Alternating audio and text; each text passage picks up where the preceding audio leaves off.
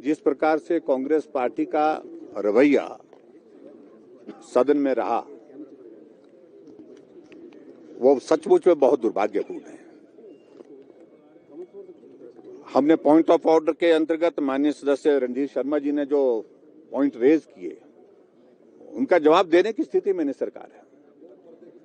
शिमला में कॉरपोरेशन का चुनाव हो रहा है, 3 बार रोस्टर को जो है अलग अलग तरह से उस पर रूल्स बदल करके उसको नोटिफाई किया जाता है। 6 तारीख से 15 तारीख तक 16 तारीख तक वोट बनाने की तारीख तय हुई, लेकिन 15 तारीख को एक अलग आदेश आ जाता है कि अब वोट जो है वो 20 तारीख तक बनेंगे। और जो पहले जो नियम के मुताबिक जो पुरानी व्यवस्था थी उसके मुताबिक यही था कि जिसका वोट एक जगह कहीं बना है तो दूसरी जगह वोट अगर उसको कॉर्पोरेशन में अगर बनाना है तो उसको वहां का वोट काट करके वहां पर सबूत प्रस्तुत करना पड़ेगा और उसके बाद उसका वोट वहां पर बनाया जा सकता है। लेकिन 15 तारीख को कहा कि सबके वोट बने जा सकते हैं। रातों रात वहां पर बहुत बड़ी संख्या, हजारों की संख्या में वोट बनाने की प्रक्रिया को अधिकारी को कहा गया। 11,000 के करीब नए वोट यहां शिमला कॉर्पोरेशन के बना दिए गए।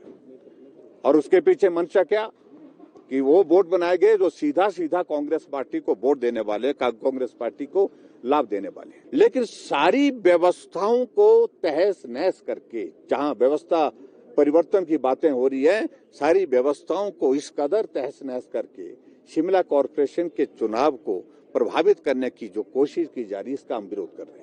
है मैं अध्यक्ष महोदय के आसन का बहुत सम्मान करता हूं, लेकिन जिस प्रकार से माननीय रणधीर शर्मा जी ने कुछ शब्दों का जिक्र किया, उन शब्दों को कार्यवाही से हटाने की वजह कोई बनती ही नहीं थी। अवमानना शब्द इस माननीय सदन में हजारों बार इस्तेमाल हुआ होगा, कभी भी उसको डिलीट नहीं किया गया, कभी भी उसको कार्यवाही से निकाला नहीं गया। सदन को गुमराह करने का शब्द हजारों बार यहाँ पर सदन के अंदर कहा गया है, कभी भी आज तक की हमने कार्यवाही से उसको डिलीट होते नहीं देखा। और जिन शब्दों का इस्तेमाल किया गया उनमें से एक भी शब्द इस प्रकार से नहीं था, क्योंकि हम भी इस विधानसभा के अंदर पिछले 25 वर्षों से ज्यादा समय से हैं, कभी भी हमने कार्यवाही से ऐसे शब्दों को कार्यवाही से निकालते नहीं देखा। बात कुछ नहीं है, स्पीकर महोदय ने व्यवस्था दी कि इन शब्दों का प्रयोग नहीं किया जाना चाहिए।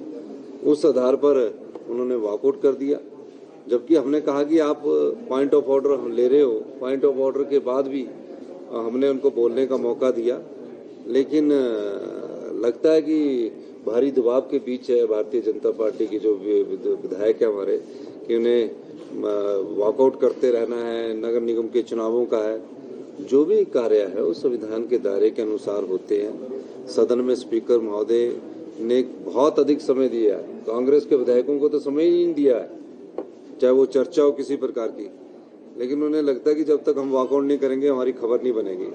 ठीक है, खबर बनाने के लिए आपने वॉकआउट करना अच्छी बात है, लेकिन सदन में भी तो कुछ कंट्रीब्यूट करें, सदन में भी आगे बताएं कि सरकार की नाकामियां क्या है। चर्चाओं से भागना नहीं चाहिए। आज का जो मुझे लगा है, जिसके पीछे राजनीतिक मुझे लग रही है, वो ये है कि जो सबऑर्डिनेट सिलेक्शन बोर्ड में जो धांधलियां हुई हैं, सबऑर्डिनेट सिलेक्शन बोर्ड में जो पेपर बिके हैं और जो पेपर की कीमत तय हुई है, उसमें किसी न किसी तरह से जब इनकी सरकार थी उस चर्चा से भाग लेने के लिए ये तैयारी करके नहीं आए और इसलिए वॉकआउट किया। मेरा ये मानना है कि जो चर्चा है ये हिमाचल प्रदेश के लाखों युवाओं के साथ इनका भविष्य जुड़ा हुआ है।